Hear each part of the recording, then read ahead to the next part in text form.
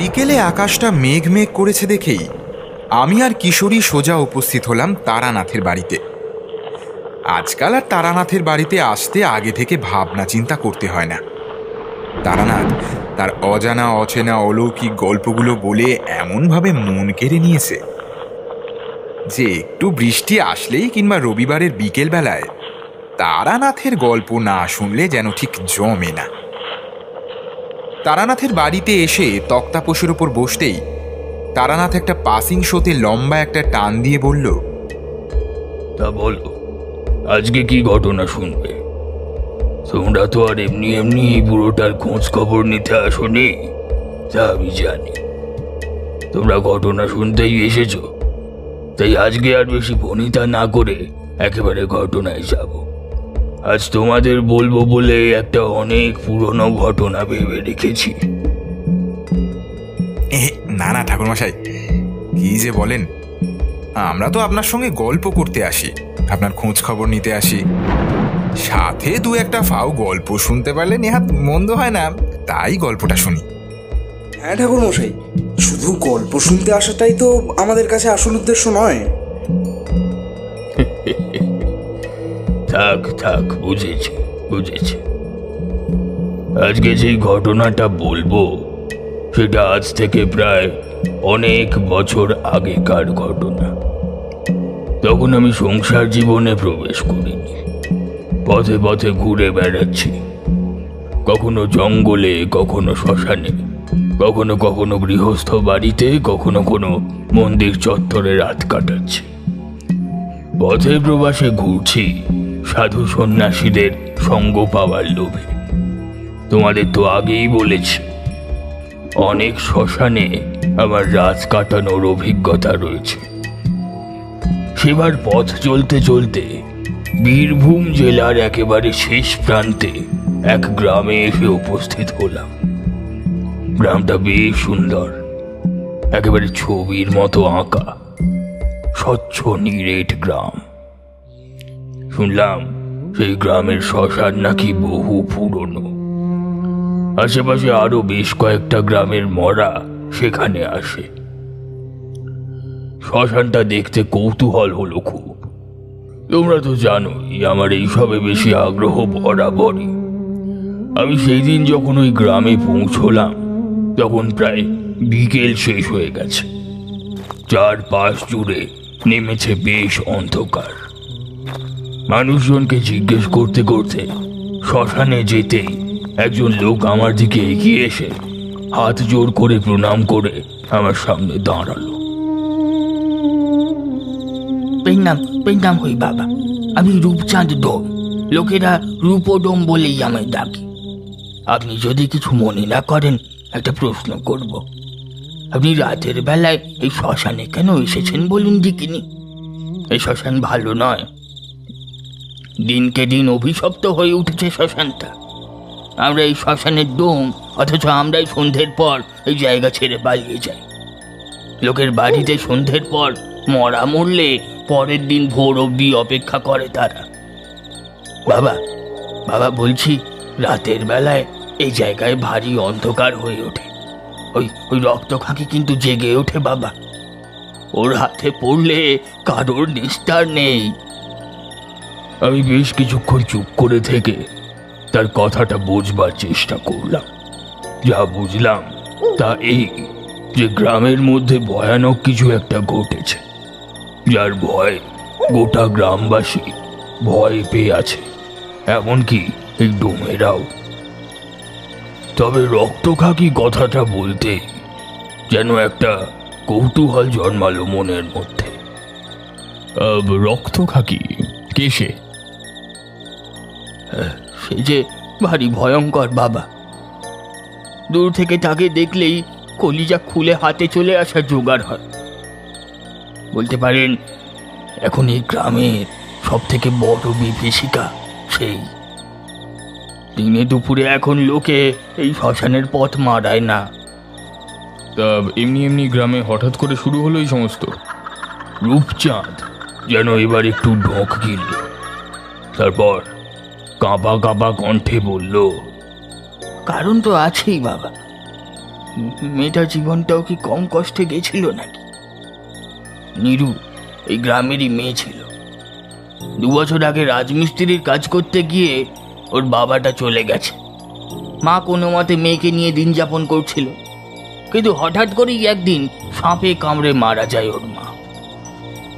মেয়েটির 3 কুলে কেউ আর ছিল না। একটা জরাজীর্ণ কুটিরে কোনো মতে জমানো টাকা দিয়ে একাই ছিল। জঙ্গল থেকে কাঠকুটো বিক্রি করে তার দিন চলত। কিন্তু যুবতী মেয়ে, কখন কি বিপদ হয় কেউ তো জানে না। কিন্তু বিপদ যে এমন ভাবে আসবে তা কেউ জানতো না বাবা। গ্রামের জমিদারের ভাইপো হরি সেন মধ্যবয়স্ক হলেও কুচি বুড়ো সব মেয়েদের দেখলেই তার লোভ লাগে। আর এদিকে তো নীরু একা বাড়িতে যুবতী মেয়ে। যেটার ভয় ছিল সেটাই হলো। নীরুকে প্রতিনিয়ত নানা কুপ্রস্তাব দিতে থাকে সে, কিন্তু নীরু রাজি হয় না। তাকে সোনায় মুড়িয়ে দেবার প্রতিশ্রুতিও দেওয়া হয়, কিন্তু তাতেও নীরু টলে না। কিন্তু হরিসেনে নিজে রিপু সম্বরণ করতে পারেনি। নীরু সর্বনাশ করে সে। কিন্তু বাবা, জমিদারের ভাইপোর কি আর শাস্তি হয়? গ্রামে জমিদার ইচ্ছে করে কুৎসা লুটিয়ে দিল নীরুর নামে। গ্রামে সকলের সামনে তাকে নিয়ে মিথ্যা অপবাদ দিয়ে তাকে অপমান করা হয়। রাগে কষ্টে দুঃখে মাটিতে মিশে যেতে শুরু করে নীলু। এই গায়ের লোকগুলো সবচেয়ে খারাপ লোক, বিশ্বাস করুন। আমি তো ছোট জাতি, আমার বলতে নেই এইসব, কিন্তু তাও এই গ্রামের লোকগুলো হচ্ছে সবচেয়ে খারাপ লোক। কেউ একটা ওই মেয়েটার পাশে দাঁড়ায়নি তখন। নিষ্ঠুর, স্বার্থপর। সবাই জানতো নীরুর কোনো দোষ নেই। সবাই জানতো হরিসেনের চরিত্র, অথচ একজনও এগিয়ে আসেনি নীরুর জন্য। সবাই দাঁড়িয়ে দাঁড়িয়ে শুধু তামাশা দেখল, উল্টে অপমান করলো নীরুকেই। নীরু তার পরের দিনই কদম গাছের ডালে গলায় ফাঁস দিয়ে মারা যায়। তার শরীরটা পোড়াতে নিয়ে আসা হয়েছিল এই শ্মশানে, কিন্তু আচমকা ঝড় বৃষ্টির দুর্যোগ আসে, তার শরীরের আর সৎকার হয়নি। চিতা নিভে যায়। কিন্তু অবাক কাণ্ড কি জানেন বাবা, তার সেই আতপোড়া দেহ আর পাওয়া যায়নি। সেই নিয়ে গ্রামে ধুমধুমার কাণ্ড। কিন্তু তার পরদিন থেকেই শ্মশানের অন্ধকারে দেখা যায় তার আতপোড়া শরীরটা। দোষীরা শাস্তি পায়নি? পাপ করলে তার শাস্তি হয় বাবা। সে আপনি বড় লোক হন বা গরিব লোক হন। নীরু নিজের হাতেই শাস্তি দিয়েছে ওই পাপিষ্ঠকে। বেঁচে থেকে যা পারেনি, মরে গিয়ে হরিসেন আর জমিদার বাবুর একেবারে গলার টুঁটি ছিঁড়ে নিয়েছে। এখন তার রাগে গায়ের লোকগুলোর ওপর। সে ভারী ভয়ানক বাবা। ওহ, আপনি দয়া করে এখানে রাতে থাকবেন না বাবা, দয়া করে থাকবেন না। ভয় নেই, আমার কোনো ক্ষতি হবে না। আমাকে এখন এই শ্মশানের দরকার। রূপচাঁদ আমাকে অনেকবার বারণ করা সত্ত্বেও আমি থেকে গেলাম সেদিন সেই শ্মশানে। গভীর শ্মশান, রাত তখন প্রায় 3 প্রহর। শ্মশানের মধ্যে এক নাগারে ডেকে চলেছে কতগুলো নাম না জানা পাখি। আমি শ্মশানের একটা চিতার পাশে পদ্মাসনে বসে এক মনে জপ করছিলাম। স্মরণ করছিলাম স্বয়ং মধুসুন্দরী দেবীকে। অবশ্যই নিজেকে গাত্রবন্ধনে আবদ্ধ করে নিয়েছিলাম, পাছে নীরু আমার কোনো ক্ষতি করতে পারে। মাঝে মাঝে বুঝতে পারছিলাম আমার চারপাশ দিয়ে হেঁটে বেড়াচ্ছে অশরীরী আত্মা। এরপর মাঝখানে একটা যজ্ঞকুণ্ড তৈরি করে তাতে শুকনো কাঠ, ঘি, বেলপাতা দিয়ে আগুন ধরালাম। ধীরে ধীরে সেই আগুন একেবারে আকাশ ছুঁতে শুরু করলো। হঠাৎ দেখতে পেলাম বহু দূর থেকে একটা লালচে দৃষ্টি নিয়ে এক যুবতী মেয়ে হাঁটু গেড়ে আসছে আমার দিকে। যেমন সাংঘাতিক তার চেহারা, তেমনই সাংঘাতিক তার দুই চোখের দৃষ্টি। আধ পোড়া শরীরটা দিয়ে খসে খসে পড়ছে চামড়া, মাংস। ঠোঁট, জিভ এবং দাঁতে লেগে রয়েছে মানুষের কাটা মাংস, রক্তের শুকনো কালচে দাগ। এক মুহূর্ত সেদিকে দেখলেই যেন ভয় পেলে চমকে ওঠার জোগাড়। আমারও এক মুহূর্তের জন্য যেন ভয় লেগেছিল, কিন্তু ভয় পেলে তো মুশকিল। সঙ্গে সঙ্গে নিজেকে সামলে নিলাম।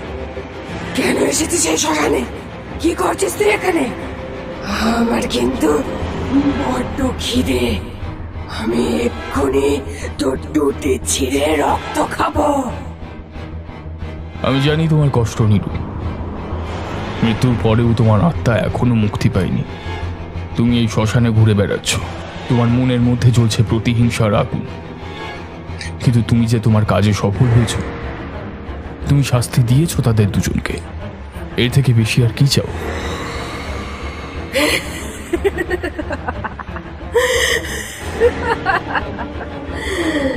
এই গ্রামের প্রত্যেকটা মানুষ যারা সেদিন আমার তামাশা দেখছিল, ওই ওই দূরে দাঁড়িয়ে থেকে একটাও সত্যি কথা তারা বলেনি। সব কিছু জানা সত্ত্বেও তাদের প্রত্যেককে আমি তিলে তিলে শেষ করব। এই গ্রামকে পুরো শ্মশান ভূমিতে বানিয়ে দেব। আমি সঙ্গে সঙ্গেই আর সময় নষ্ট না করে চোখ বুজে এক বিশেষ মুদ্রায় বসলাম। বিড় করে পড়তে শুরু করলাম দেবী মধু সুন্দরীর বীজ মন্ত্র। হঠাৎ আমার চারপাশে যেন একটা ঘূর্ণিঝড় বয়ে গেল। বুঝতে পারলাম এই সমস্ত কিছুই নীলুর কাজ। সে কিছুতেই চাইছে না আমি এখানে বসে তার জায়গায় যজ্ঞ করি, তাই বারংবার সে চাইছে আমায় ভয় দেখিয়ে আমাকে এখান থেকে তাড়িয়ে দিতে। কিন্তু আমি যে তারানাথ তান্ত্রিক, ঘূর্ণিঝড় আমার কেটে রাখা সাদা গণ্ডির ভিতরে প্রবেশ পর্যন্ত করতে পারেনি। জ্বলন্ত অগ্নিশিখা আকাশ ছুঁই ছুঁই। আমার মন্ত্রের তেজ বাড়ছে উত্তরোত্তর। তাতে আরো বেশি ক্ষিপ্ত হয়ে গিয়ে এবার আমার চারপাশে হিংস্র একটা গড় গড় শব্দ শুনতে পাচ্ছি। কেউ যেন হামাগুড়ি দিতে দিতে এগিয়ে আসছে আমার কাছে, আমারই দিকে। চোখগুলো প্রচন্ড প্রতিহিংসায় লালচে হয়ে চলছে, কিন্তু আমার যজ্ঞে তার বিন্দু মাত্র প্রভাব পড়ল না। আমি সেই দিকে না তাকিয়ে আমার কাজে মন দিলাম। হঠাৎ আগুনের মধ্যে একটা মেয়ের ছবি চোখের সামনে ফুটে উঠল, আর পরপর কয়েকটা দৃশ্য। সেই মেয়েটা আর কেউ নয়, এমন পোড়া শরীর, পোড়া চামড়া, বাদ দিলে সেই নীরু। বুকের ভিতরটা কেমন যেন করে উঠল। এত সুন্দর ফুলের মতো একটা মেয়ে, এই অবস্থা! হায় ঈশ্বর! আবার শুরু হলো সেই ঘূর্ণিঝড়। বুঝতে পারলাম এটা ইচ্ছে করে করছে বারবার করে, কিন্তু আমার বেঁধে দেওয়া গণ্ডির ভিতরে সে কিছুতেই প্রবেশ করতে পারছে না। আমি সময় নষ্ট না করে একে একে যজ্ঞকুণ্ডের মধ্যে দিতে থাকলাম নানান উপাচার। জগডুমুরের ফুল, কালো বিড়ালের লোম, শোল মাছ ইত্যাদি। চারপাশ ভরে গেছে অদ্ভুত এক পচা গন্ধে।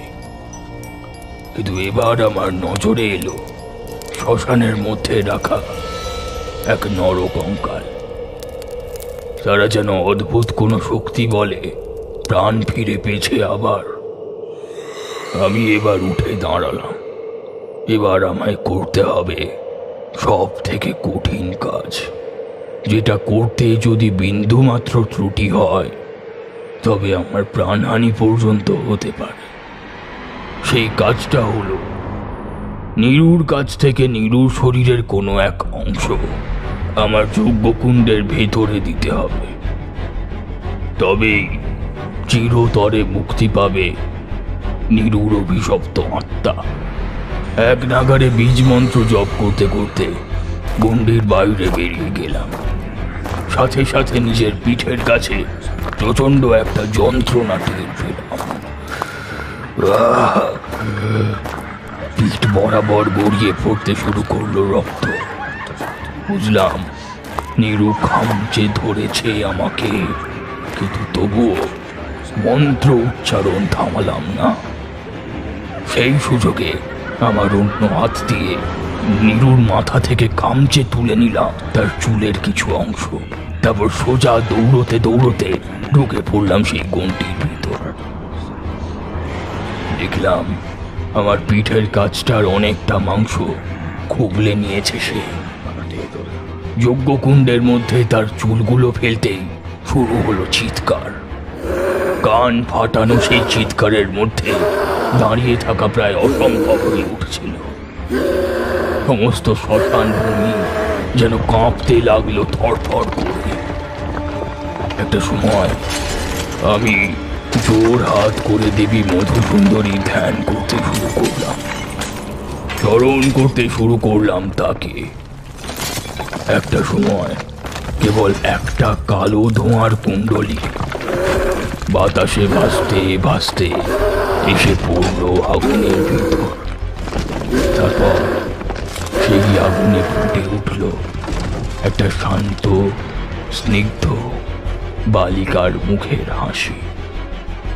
বুঝলাম নিরুর আত্মা শান্তি পেয়েছে।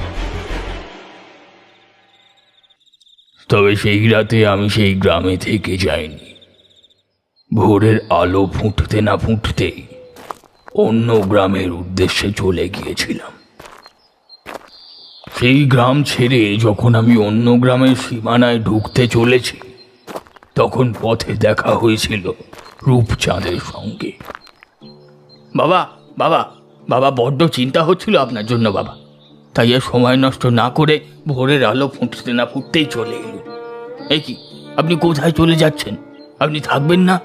আপনি, আপনার জন্যই আমাদের গ্রামের এত বড় উপকার হলো, আপনি চলে যাচ্ছেন? বিশ্বাস করুন বাবা, আপনাকে সুস্থ দেখে মনটা বড় শান্ত লাগছে। আর কোনো ভয় নেই রূপচাঁদ, তোমাদের এই গ্রাম এখন নিরুর আত্মা থেকে মুক্ত। আমি ওকে মুক্তি দিয়েছি। এখন তোমরা ইচ্ছে হলেই তোমাদের এই শ্মশানকে তোমাদের নিজেদের কাজেই ব্যবহার করতে পারো। ধন্য ধন্য আপনি তারানাথ ঠাকুর, ধন্য। কিন্তু কিন্তু বাবা, আপনার পিঠের কাছে তো অনেকটা ক্ষত তৈরি হয়েছে। আপনি আপনি আজকের দিনটা অন্তত আমাদের গ্রামে চলুন বাবা। আপনি কালকে না হয় সুস্থ হয়ে গেলে না হয় আপনি চলে যাবেন। আমাদের একটু সেবা করার সুযোগ দিন। ও নিজে নিজেই ঠিক হয়ে যাবে, ওটা নিয়ে আর ভাবতে হবে না। তবে হ্যাঁ, এই গ্রামে কিন্তু ভবিষ্যতে কোনো অন্যায় হলে তার দায়িত্ব তোমরা নিজেরাই নেবে। মনে রাখবে, অন্যায় যে করে এবং অন্যায় যে সহ্য করে, দুজনেই কিন্তু সমান অপরাধী। আমি আর সেখানে দাঁড়াইনি। দুটো পায়ে হাঁটতে হাঁটতে চলে গিয়েছিলাম দূরে এক পাহাড়ের কোলে। কি অসাধারণ ঘটনা শোনালেন ঠাকুরমশাই। বুকের ভেতরটায় যেমন যন্ত্রণা হচ্ছে তেমনই ভালো লাগছে। সত্যি তো, যে অন্যায় করে আর যে অন্যায় সহে, তব ঘৃণ তারে যেন তৃণ সমদহে।